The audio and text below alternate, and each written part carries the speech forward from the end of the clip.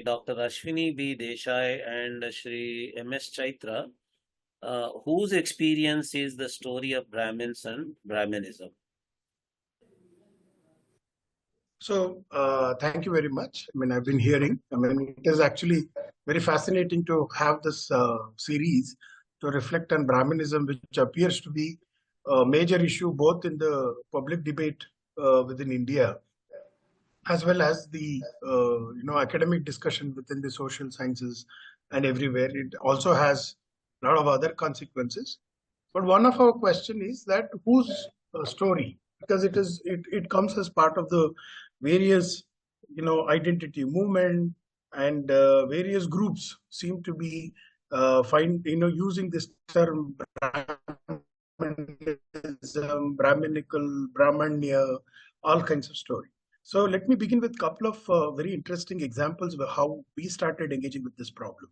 Now, this problem, in one of the novels of Anantamurthy, now there is this statement that even if Narayanappa leaves his Brahmanhood, Brahmanya doesn't leave him. Something like that. There is a statement.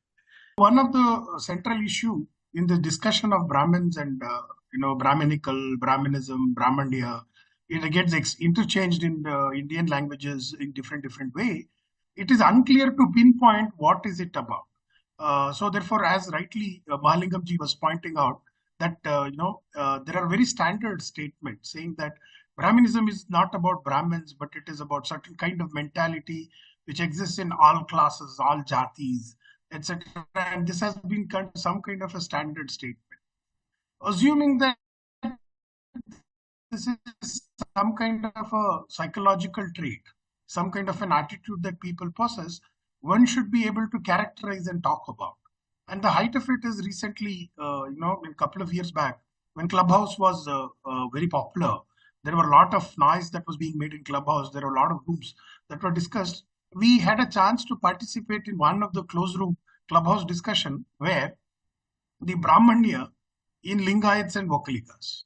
So we were actually quite surprised, because the claim is that Lingayats supposedly is one of the anti-Brahminical movements in Karnataka. And they were talking about there is more Brahmanya. What was it about? There were lots of other examples.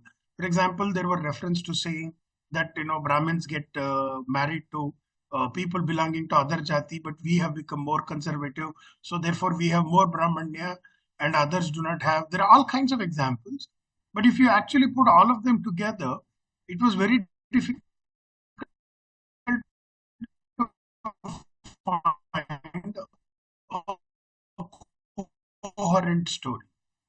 So one of our problem was that when people keep telling their lived reality from the past, so we tried examining this. But then Ashwini was also examining the same problem, and we looked at from the theories that we work with. For example, there are 3 religions in the world, and there are non-religious traditions throughout the world.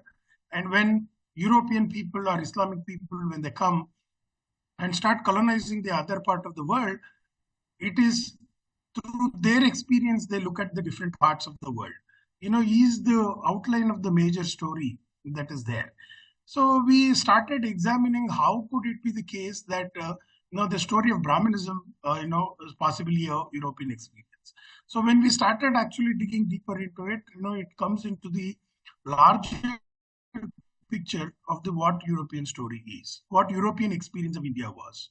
Now, if you look at, according to Bal Gangadhara's hypothesis, if you look from this perspective, now when Europeans started looking at the Indian people, they had to make sense of the Indian people. When they had to make sense of it, they had to go back to their experience. And largely, there were 2 different kinds of issues which were there as part of the experience of the Europeans. One, now Protestants had serious problem with the Catholics, specifically their priestly class, etc. Now for Catholics, there were priests, and they also, Christians in general had the problems with the priests who are part of the Jewish tradition, Levites being the central figures of the priestly class in the Jewish tradition. So in the way the Levites are the tribes in the priests in the Jewish nation. They thought that the you know in the heathen nation, which is India, their Brahmins are the priestly class. So all that abuse that they had, both on the Catholics and the Jews, were transformed as the characteristic feature of the Brahmins. I mean, this is some 300 plus years story that eventually developed. So once you transform Brahmins as the priestly class, all the complaints that you have on the priestly class has been transferred simply on what they are, whether the cunning nature of the Brahmin priestly class, whether they did that, they misguided people, they have become the agents of the god.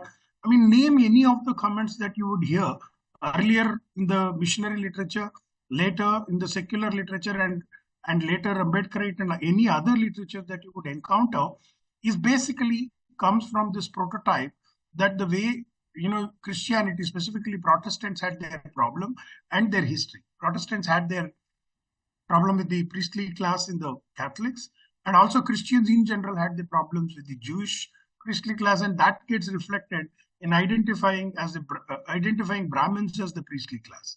Once you have that, there are a whole range of other things in the 18th and 19th century sort of develops very clearly. When in the 18th century, when they came to India, they were interested in languages. They were trying to actually look at the one biblical language as the origin, and all other languages evolved from the biblical homeland. So there was this Noah story and the Tower of Babel, etc., were very popular.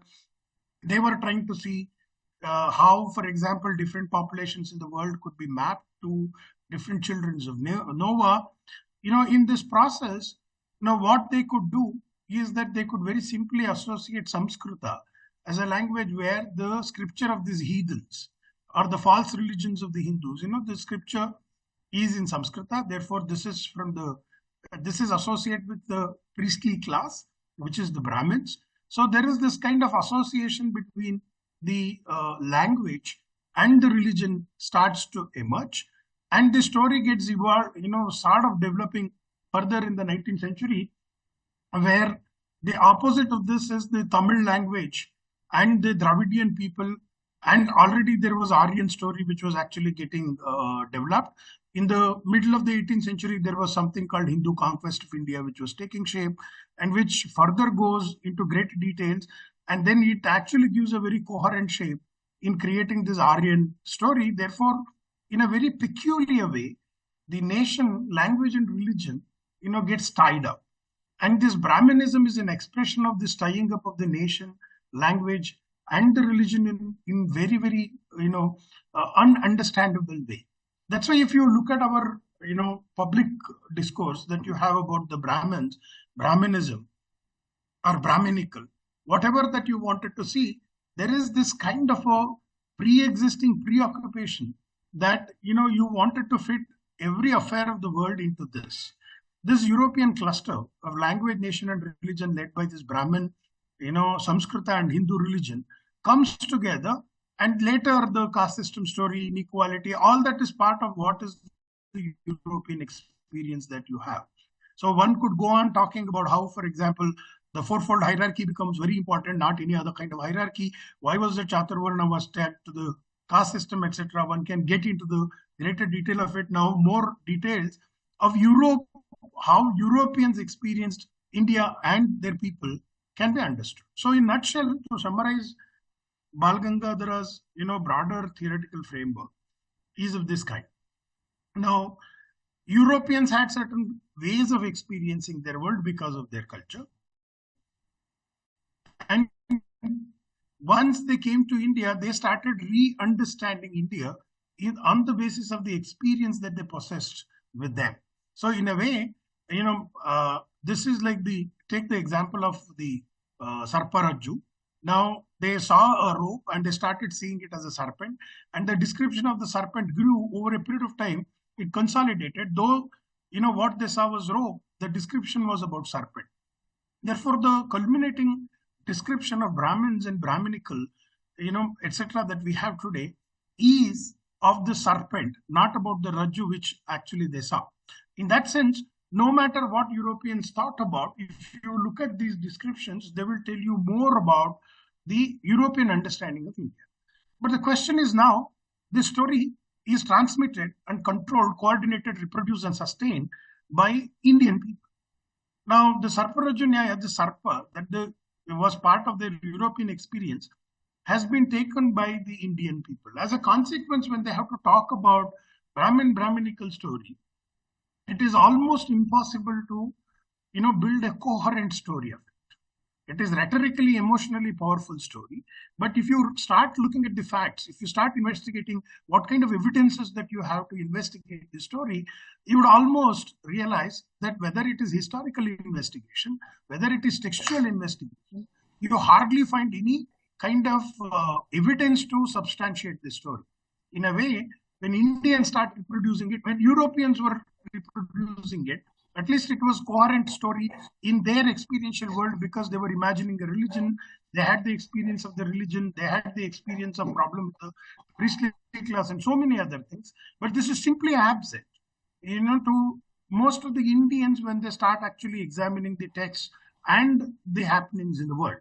So in that sense, in order to spin a story which is coherent and consistent, it is very difficult for them. That's why if you start investigating the story of the Brahmins and Brahminical or any of these kind of tropes that you come, which is the combination of the European experience of the way that they fuse the, language, religion, and nation in a particular way, they have to introduce lies. They have to misread the text. They have to misrepresent the text. They have to misinterpret the text. So any proper critical inquiry of this text would actually tell us how, however great a historian is or a literary person is, you can't sustain and talk about the story of Brahminical without, is that instead of calling it a conspiracy story, the very fact that these stories were not part of our experience, you are forced taking European experience as my experience and trying to sell it. So the broad framework on which Ashwini is going to demonstrate some examples is that, look, this story of Brahmins and Brahminical has nothing to do with the Indian experience. Now, when it is not your own experience and when you wanted to build a story, you would end up actually producing, unconsciously, you would produce a scholarship which is unethical. I mean, in the sense that you would introduce lies, you do misrepresentation, misreading, misinterpreting, all kinds of engagements will happen. And this is precisely because the entire story has nothing to do with the experience of the Indians of last 2000 years. We know that in India, there are certainly discussions about, for example, the Brahmana as a jati that one could talk about. You can also talk about Brahmana as a varna. There are a lot of discussions around it. You can also talk about with Brahma Vidya, Brahmagnan, etc. In that way, you can talk about it. But when European discusses or the modern social, scientific, or public narratives talk about Brahminical, they actually don't engage with it. They actually start mimicking the story of the historical experience of the Europe. For Europeans, it was a consistent story what Indians were writing. In this background, if you look at how people use this story, you will understand the kind of problems that are being generated both in the public debate as well as the normal way of conversing. I will hand over Ashwini, the next part of the presentation to Ashwini so that she can give examples of what happens if someone takes up the story of Brahminism, Brahminical, etc., in order to investigate some story or the other. It's over to you, Ashwini. Yeah. Thank you, Chaitra. Namaste, everybody. So, as Chaitra has given the broader framework, the way Europeans understood the way Brahmins live in this world, deal with this world, there seems to be a problem with that. And I'm going to give you a couple of examples from a literary field. So I'm going to take up literary history. And then, because why I take literary history is in India have shaped the way we read literature, the way they have formed a framework, they've given a framework how we actually deal with the literary texts. So I take up two examples, there are many examples, but I'll take up two examples and then try to demonstrate this particular framework which has been developed from past 300-400 years about Brahminical and Brahminism and Brahmins. So I take up this essay by D.R. Nagaraj, which is a seminal essay, Critical Tensions in the History of Kannada Literary Culture. This much hailed scholar in Kannada analyzes the relationship between literature, cultural memory, issues of identity, etc. He then claims that there were tensions between Sanskrit cosmopolis. He borrows it from Sheldon Pollock, an idea from Sheldon Pollock, and then the bhashas, I quote unquote, or the vernaculars. Basically, he propounds that there was an ongoing tension, conflict between Brahminical world of domination and the subjugated or the disguised local languages. In fact, the whole of his essay, which serves as a culmination point for all the literary histories written in Kannada. There is, for example, there is Narasimhacharya, who writes 3 volumes of literary history of Kannada, and there is Ramshri Mughali, there is Tasu Shamraya, and there are many people who have written literary histories. But this particular essay in the 90s actually we can say that it's a culmination point because he brings in all those things into this particular essay. And he argues on certain facts. Certain facts, he says, as foundational truth for Kannada literary culture. Now, I will, as I told you, I'll take a couple of examples to show whether this can be substantiated. So, the first one I'm going to take up is the Pingala issue.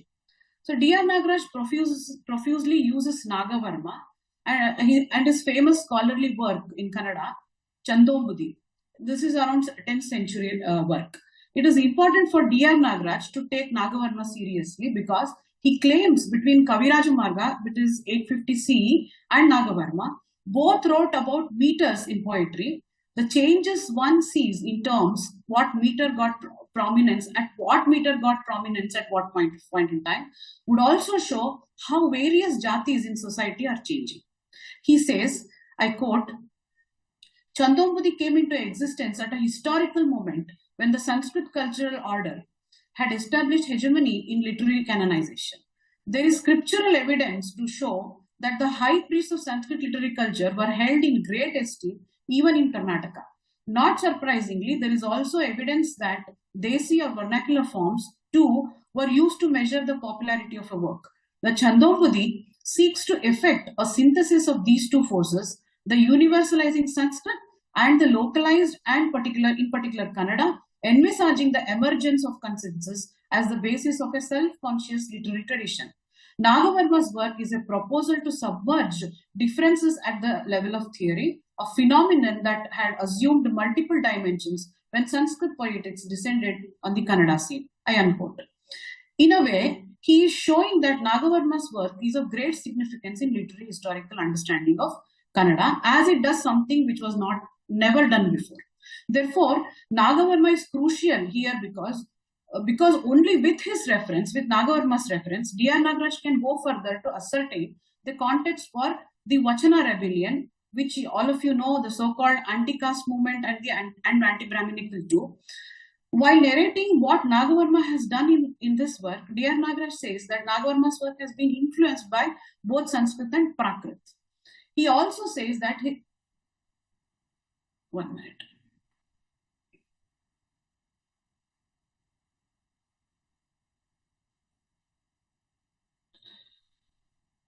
He also says that the specific purpose of this essay, the essay he's writing, is to focus on Kannada Vishaya Jati, which is referring to styles belonging to different regions, which he says are Kannada-specific metrical forms. Then he goes on to say that Nagavarma's success lies in the fact that he could use, quote, description of presence of Sanskrit metrical forms in Kannada, while at the same time grafting Prakrit metrical forms onto Kannada.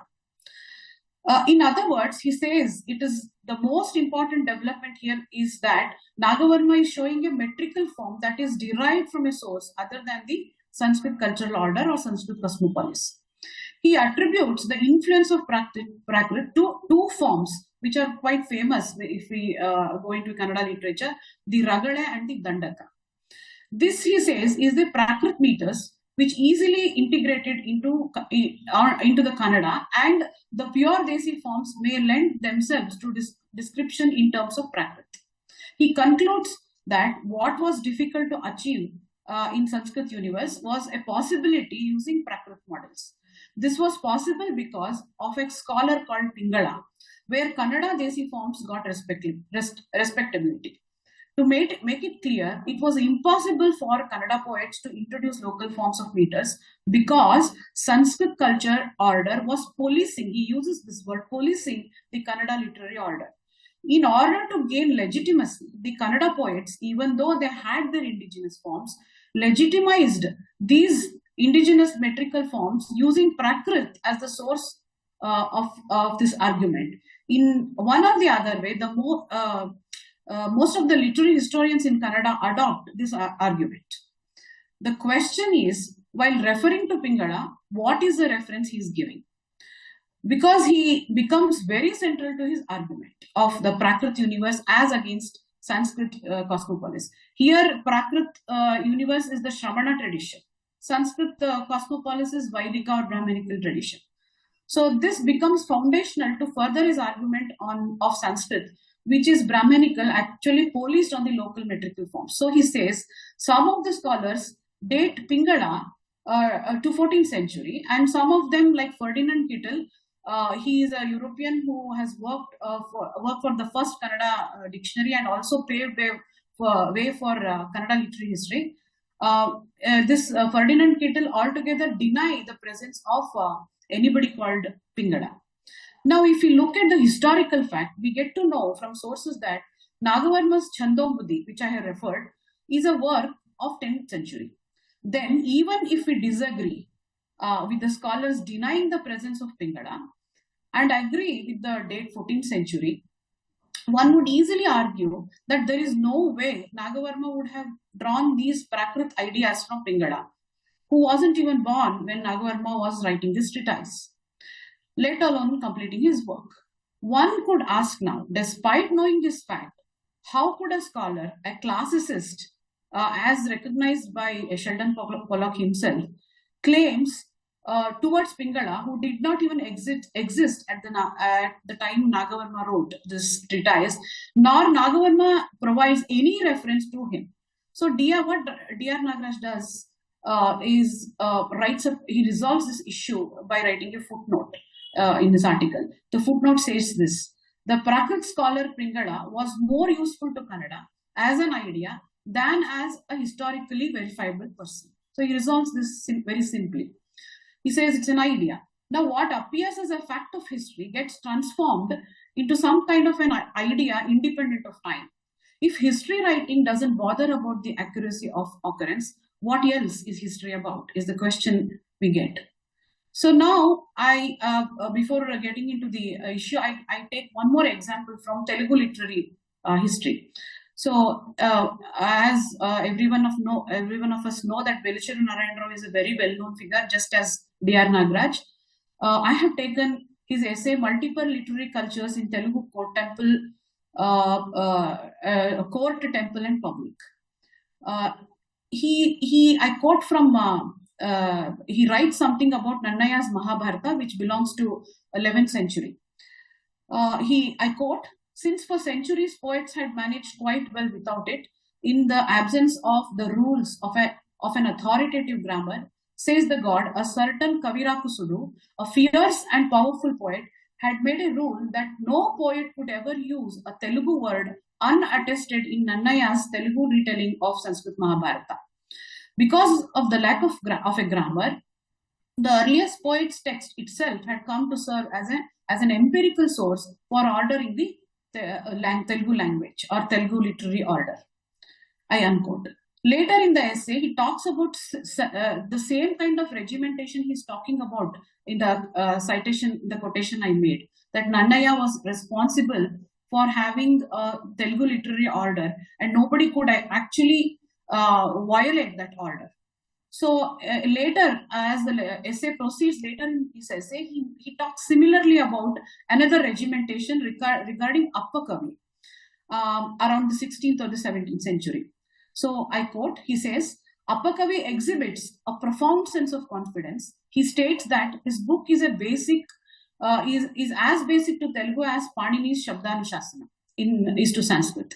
This is not just poetic license. He is relying on a tradition of several hundred years of linguistic creativity, during which Telugu literary culture had established for itself a certain social presence to its power of producing political and social reality and its role in ordering its own universe. I unquote. Velucheru says that in the absence of any definitive or authoritative grammar rules after Nannaya in the 11th century, Upper Kavi emerges as a major heir to the legacy after 5 centuries, and Velucheru reiterates that Upper Kavi, in the absence of any authority, brought in authority and made everything else subordinate to such an authority. He further says, the world of poetry that Upper Kavi imagines is remarkably analogous to the Brahminical social world. Now, let us go back to Nannaya, where Velucheru emphatically says he is the one who established grammar rules in his Mahabharata, and says, in fact, only the poets of Brahminical courtly tradition recognize Nannaya as the first poet. Others, especially those who were aware of their literary culture as distinct and even opposed the dominant traditions, did not mention his name at all. Therefore, what Velucheru infers is that Nannaya in the 11th century was the Brahmin lawgiver of grammar, and everybody else should follow his order, his grammatical order.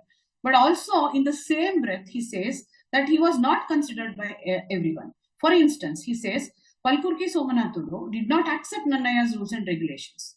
Writing from Srishailam in northwestern Andhra in the 13th century, set about producing a text that presented an anti-Brahminical, it's his expression, presented an anti-Brahminical, anti-caste, militant Shaiva ideology. At the time of Nannaya and after him, there came many poets for the anti-Brahminical tradition, like what I mentioned, Somanathudu in the 13th century, Nanne Chodudu in the 12th century, Srinathudu in the 14th century, Peddana and Ramaraja Bhushanudu, both from 16th century for the courtly tradition, and Potana, who is well known in the 14th century, Annamaya, who is a Vaggayakara in 15th century for the temple tradition, which gets mentioned by Velucheru himself in the essay. The contradiction here is that Upper Kavi around 17th century, Velucheru says, brought back the Brahminical order, which was levied upon by Nannaya in the 11th century, and Upper Kavi, by following Nannaya, brought in the same regimentation into the literary world of Telugu. But in both the cases, Velucheru Narayan Rao says that there is also a parallel running to this. The so-called anti-Brahminical tradition also existed. What could be inferred from this argument is that there was regimentation from Brahminical order. At the same time, many others also coexisted with this regimented Brahminical order and wrote poetry not following any of these rules of the order. Similarly, in the 19th century, Velucheru argues in another essay, Print and Prose, where he brings in Chinnaya Suri, who worked as an assistant to C.P. Brown, who has done phenomenal service to Telugu, and also he has written about Vachanas. He received the patronage of company administrators and social leaders of Madras, brought back the legacy of Nannaya's grammar and language, which demolished all other forms of Telugu literature. So all the three examples, which I have three instances, he shows that there is a Brahminical order, and this Brahminical order destroys all other forms of Telugu tradition. But in the same breath, in all the three instances, he says there was existence of another parallel universe which did not even acknowledge this Brahminical order. And there is this Chinnai Suri in 19th century who was under the colonial authority, who brought back the legacy of Nannaya's grammar and language, which demolished all other forms of Telugu literature. The argument by Velucheru is that This hegemonic Brahminical or Puranic order did not allow other forms to flourish at the time of the Telugu's first poet Nannaya, and the same is brought at the time of Appakavi in 1600s. The same argument is done in the 19th century with regard to Chinnai Suri's standardization of Telugu under the colonial authority, colonial administration in Madras Presidency, where other forms of Telugu coexisted. In all these propositions done by Velachery Narayan Rao, we can see that in his own words, multiple cultures in Telugu in court, temple, and public coexisted as strands, different strands. But the question is, why is he talking about an order in all these three instances? Where is he drawing such conclusions from? Because his own evidences made in both texts do not allow him to make such judgments at all. Now we can go on giving examples from these two essays. I have more examples from other literary histories, but I will limit this to these two examples. So the question is, when these two scholars of eminence, who are really tall, of tall order, make such contradictory claims, they are taken into consideration by many generations of people, many generations of academicians. For instance, D.R. Nagaraj actually lies in the case of Pingada, which is so central to his anti-Brahminical argument. Velachery Narayan Rao generates bluff because he contradicts his claims quite clearly in his essay. In the same essay, if you talk about experience, whose experience is this? Because what these scholars are using as evidence for their judgment simply fails to substantiate what they are arguing for. The two important points here to be noted is, D.R. Nagaraj is talking about policing from Sanskrit universe, which is Brahminical, and practice is from Shramana tradition, which is against Vaidika or Brahminism, for which one does not find any evidence in this work. And the second, a tall scholar like Velachery Narayan Rao does not take into consideration, which he himself writes, that the standardized Telugu grammar came into existence under the colonial authority. It was the colonial people who actually tried to standardize this grammar, a Telugu grammar.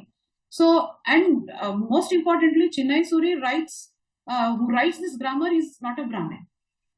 This whole Brahminical and Brahminism are the themes on which history is written, on such evidences which are literally lies. It is not written on any material or any hypothesis are made on these historical sources, but formulated on a prefixed idea. The whole exercise seems to be a petitio principii, where your premise to the subject of the study is same as the conclusion. You have premise which tells the story of Brahminism, and latter part is to somehow substantiate this premise. Unfortunately, most of the modern literary movements and activism are generated with this story of Brahminism from these literary sources. These are ideological groups fighting on this everyday basis, and there are identity movements, whole lot of identity movements based on this, which have created huge violence in Indian mind and society. More unfortunate is that even though their experience is entirely from the story already built on prefixed ideas, what the experience they talk about, the Brahminism story has penetrated into commonplace, into confused conversation. Thank you.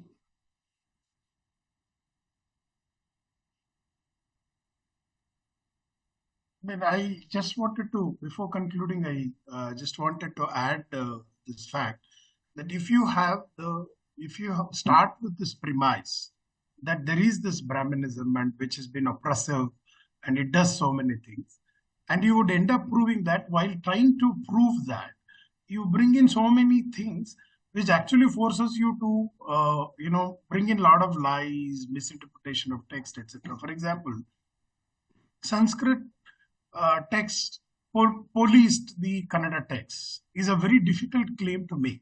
There is no textual or any other historical evidence, for example, in terms of Kannada-Sanskrita relationship, to demonstrate that. In the absence of such an assumption, it is very difficult to say. So there are some people, for example, have taken certain isolated lines. We're saying that how could you call some of these people who are singing this Bhajana Gabba in the assembly of the learned? Now, this is an isolated line which says, look, this shows an attitude of Brahminical. But on the contrary, that line itself is indicate that such ordinary people were participating in this Vidwan Sabhas. So there is the very clear-cut evidence that, the contrary to the picture that is being imagined, there is something else which is actually as the stated reality. So given that, until and unless you sort of try moving away from this story of Brahminism, etc., it's very difficult to reimagine and access our past in the way that we are supposed to access. So that's the point.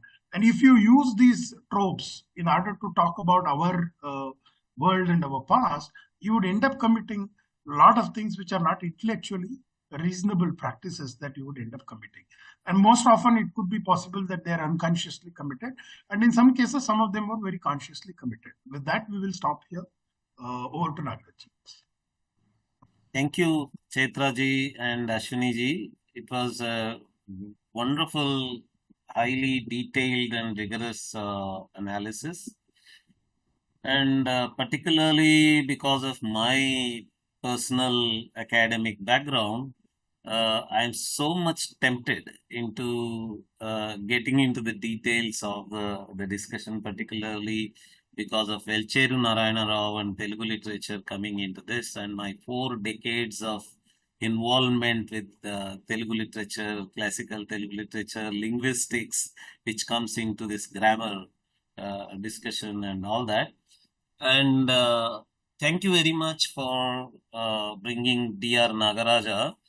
I read about him, I know about him, but my direct understanding of Dr. Nagaraja is not very exhaustive because of his being a Kannada background. One thing we can see in what was needed to be pointed out also was that this discussion of regimentation, policing, that is being mentioned by Velcheru Narayana Rao is completely unscientific from the perspective of linguistics itself. Velcheru Narayana Rao was working at Wisconsin University Madison campus as a Telugu language teacher. And language teachers, if they want to be professional, are expected to be professional in linguistics, because language teaching is a branch of applied linguistics. And he is expected to be proficient in linguistics and language teaching. And he has very good friendship with wonderful linguists like Chekuri Ramarao Garu, Badiraju Krishnamurti Garu, and all these people. But such unscientific statements like some Nannaya regiment said or Nannaya police said is completely naive from a linguistics point of view, because no book can police or regiment language. Books cannot regiment or police languages and language use. And the Nannaya's book, Andhra Shabda Chintamani, about which he wants to talk, itself is it's a dating, its chronology is highly controversial. And its authorship by Nannaya is also highly debated. People have debated and finally concluded that Nannaya is not the author of Andhra Shabda Chintamani at all. This was noted by me also, but I wanted to quote Velcheru Narayana. I understand. I am pointing out only Velcheru's folly. In spite of these people claiming to be scientific, bringing chronology, bringing Sheldon Pollock and all this, they commit such completely unscientific, unscientific in quote. Actually, they are contradicting themselves in saying that, because it is the contemporary chronological historians that denied the authorship of Andhra Shabda Chintamani by Nannaya. And Andhra Shabda Chintamani's first manuscript was found to be from 16th century. And also it was found along with a commentary by one Elakuchi Balasaraswati. And that is called Balasaraswati. And Elakuchi Balasaraswati actually comes from 17th century, and That is the reason chronologists believe that the book on which he is commenting probably was dated 16th century.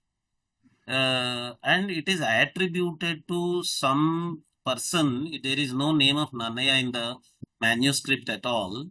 It is attributed to someone who is mentioned in the manuscript as Vaganu Shasanudu. And Vaganu Shasanudu is a trope. It comes from Panini. Panini is called Vaganu Shasana. And that trope is being brought in and is attributed to the author of a 16th century manuscript. And it is being attributed to whoever that author is, to him it is being attributed. And people who have done scientific, chronological, rigorous research have already discussed these things umpteen number of times. And this Velcheru, not referring to any of such heap of mountain full of research on the chronological analysis and authorship and all that on this book, and finally jumping into his analysis based on some conclusion which was very, very old. These conclusions are 1872 dated, and they all ended in 1928. After 1928, after Sishla Ramakrishna Rao's History of Telugu Literature, nobody ever believed in the authorship of Nannaya for the book. So basing on all that, somebody claiming to be from United States, scientific, Sheldon Pollock's friend and disciple and a member of the gang and all that, that is completely, laughable. That he comes up with Appakavi regimenting literature and all that.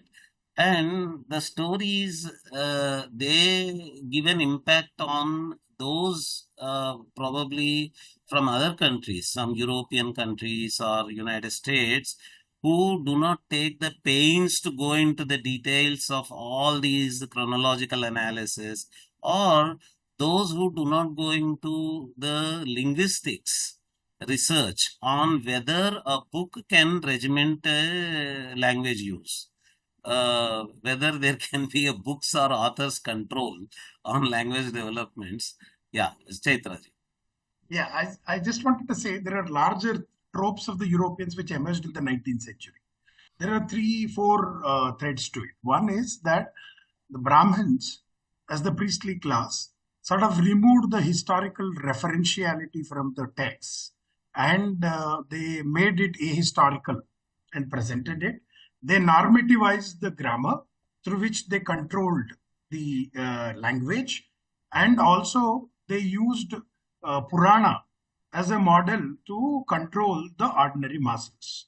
I mean, if you take these broader tropes, which gets used by David Shulman, Sheldon Pollock, Jonathan Bronkhorst, and I mean any number of scholars. These are large tropes which emerge because they are part of the European understanding of the India in the 19th century, and start looking at how our modern literary historical research and our ideological claim goes into. This broad three would capture more or less how the story of the Brahmins and Brahminical spreads, and they become part of the identity movement to various other, and they everybody miss out the basic trope, and they starting proliferating this story. So that's what I wanted to just add it up. Yeah. And, So and I know I if just, you look at basic linguistics, basic history, or anything else, you can debunk them. But this story becomes a very prominent story that gets sustained in the world today. Ashwini. See, if you look at, I'm looking at it now. If you look at Tamil literary history, it is even more awful. The whole Dravidian movement is actually based on such kind of tropes. Complete misrepresentation, complete misreading, and I think a bunch full of lies which are there. It's really awful than Telugu and Kannada. Yeah, obviously. And there is one typical Kancha Ilaya strategy. When you stop doing rigorous academic analysis as a counter to him, his usual gossip response to that is all this rigorous analysis that you are doing is also Brahminical. So please don't do your Brahminical thing when we are doing our Shudra narrative. So he is arguing for a position that Shudra narrative is unacademic, and academic arguments that you are doing, rigorous analysis that you are doing is Brahmanical. So let us, the Shudras, speak the way we like, without any reference, without any support of evidence or documentation or any such thing. So please allow us. You have been saying, his usual sentence is, you have been speaking all the centuries, let us now speak. And let us now speak means without evidence, without any referencing, without any academic analysis. If you are doing academic analysis, it is Brahmanical. That is I'm sorry I got tempted into my own area. But otherwise, Ashwini ji and Chaitra ji, wonderful. You showed the European background, European roots of how and why these things happen. And there was a question by one Sunil Kumar. Uh, he was asking about, okay, you are saying that this is all Eurocentric, but how do you argue about Shankara and the Chandala story? How do you talk about Ramcharitmanas being discounted by Brahmins earlier to Shiva approving it? How can you talk about these things? Because these are all pre-European in the history. Yeah, in fact, Shankara and Chandala story is very fascinating in the sense that any Advaitin would learn from it. That the end of the story, that you would realize that doing such a thing on the physical body is such a ridiculous thing. That is the enlightenment for Shankara. Shankara discovers it. Look, I'm doing such a nonsense. So, right, I mean, that should be doing that. In case of the response of some scholar to Ramcharitmanas, of course, I know about the discussion. See, it is not that everybody refused Ramcharitmanas. I mean, at any given point in time, every point in time, there will be some text, some criticism, some comment, etc. I will give you a best example that Ashwini is currently working on a paper in which he problematizes this. There is one group of people who come and say, I went to this Brahmin teacher who refused to teach me Sanskrit because I was not a Brahmin. And there are also other experiences where I went to this teacher encouraged me and taught me Sanskrit, and I am grateful to him. There are two kinds of stories. Now, I will say, if some group of people are unhappy with something, that would not really give, the Brahminism or caste system story cannot be an explanatory framework for that. There are individuals of that kind who would behave in this way or that way. And using this as an explanatory framework is a problem. And mind you, when we are discussing some of these issues, we are not denying that everything is rosy in India. I mean, India is like any other part of the world. We also, as human beings, we have all kinds of responses. Let's keep that. Okay, third point is about Dienja and, Kancha Ilaya. I read out the question after Paturiji sort of read it. I mean, see, with Kanchaila and Dienja, you can very clearly shows how much of lies, fluff, and bullshit has come, because they are trying to fit into an experience which it is not theirs. So you don't have sufficient evidence. I don't have much time. We can take the example in Dienja's work, for example, and start demonstrating how much lies could be demonstrated out. Like the Pingala story she demonstrated, where Pingala, suddenly you discover that Pingala is not matching with the chronology. Pingala as an idea is very important. I don't care whether it is historical or not. I mean, this kind of loose way of doing meddling, and this is a very fancy way of doing some kind of a research, and you will see plenty of them in that group of scholarship. And as Puruji rightly said, he has a different strategy. At a point in time, argumentatively, you come and get struck, then suddenly say, you're a Brahmin or you're Brahminical. Even if you come from Christian, Muslim, whatever community, and ask him a question, no, you are in company with the Brahmins, therefore you have become Brahminized. I mean, these are the routes that they take and, go further. So in that sense, you can very clearly, demonstrate this point. But the one point that I wanted to add to the question that was earlier posed, problems, these kind of tropes, it's not just about Brahmins, it's about caste, it's about Indian history, a large number of images of India. They are part of the European image. And one of our argument is just by giving facts or showing something wrong is not necessarily would solve the problem. Or nor that some of these people who are participating in the debate are interested in listening to any one of us. They are interested in pursuing their story. But what we need to do is we need for us to understand the story and start building alternative. Until and unless we start developing an alternative of reconceptualizing our past and our tradition, we will continue to start pinpointing it. So how to build alternative is a different question, which is not, but we just wanted to point out that any story that these people are picking today are part of the European experience. And it is not our experience. Because it is not our experience, you can, as Puturi just said, you can bring in any of these tools and show these are faulty. But in general, even if the stories are faulty, they put them and they start making sense of them. So I think I've answered that one large question that was asked. I will stop here. Over to Nagaraj. Yeah. Thank you, Chaitra ji. And to Sunil Kumar ji, from my side, I would like to tell you, Sunil Kumar ji, that this story comes from Shankara Vijaya text, which is a 13th century or 14th century text. So you, as a historian, you cannot conclude that the story is an 8th century story because Shankara was an 8th century person. But nevertheless, the author of Shankara Vijaya, who lived in 13th or 14th century, if he is representing a particular situation, definitely that author knew that situation to be existing at least by 13th or 14th century when the hagiography called Shankara Vijaya was being written about 8th century Shankaracharya. And that story definitely has to be taken seriously as a representation of a situation that there is a problem with the interpersonal, intergroup, intercommunity treatments within Jati society, Jati-based society. And the book is offering an insider's solution to it.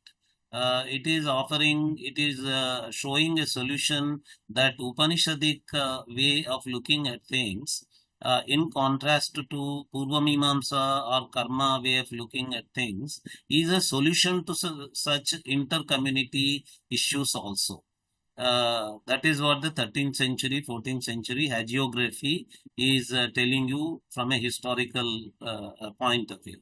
Same thing about Ramcharitmanas, whether accepted, not accepted. All these are definitely there. Why in Telugu literature, Telugu translations of Mahabharata and Ramayana are not respected as much as Vyasa's Mahabharata or Valmiki's Ramayana by some scholars even today. They say that, oh, I don't take Nannaya Tikkana or Erana so seriously as Vyasa.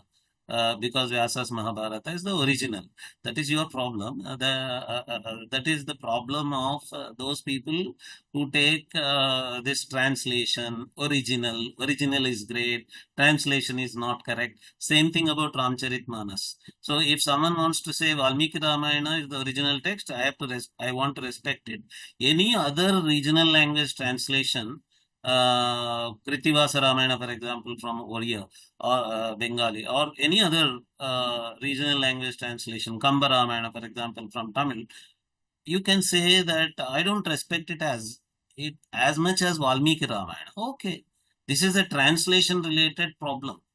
Whether one respects the translation as much as the original or not.